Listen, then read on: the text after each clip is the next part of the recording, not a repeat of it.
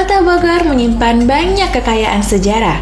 Salah satu ikon sejarah dan pendidikan yang penting namun belum banyak dikenal masyarakat luas adalah Museum Tanah dan Pertanian yang terletak strategis di pusat Kota Bogor. Museum ini menyimpan warisan penting mengenai perkembangan ilmu tanah dan dunia pertanian Indonesia dari masa ke masa.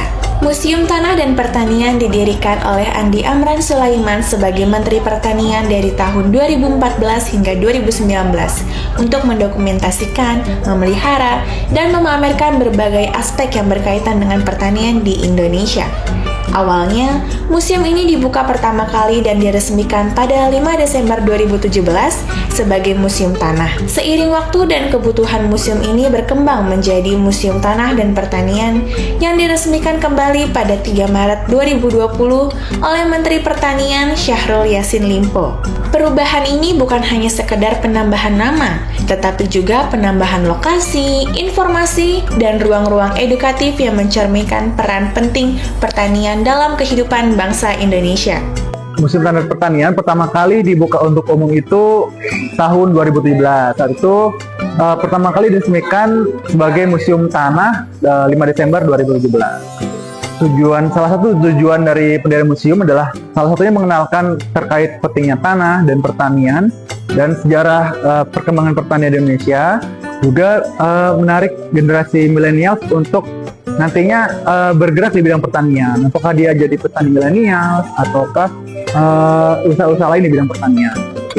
Museum Tanah dan Pertanian menyuguhkan 5 jenis koleksi, mulai dari geologi seperti bebatuan, koleksi sejarah Indonesia, koleksi antropologi, koleksi teknologi, dan koleksi teknologi yang berkaitan dengan pertanian.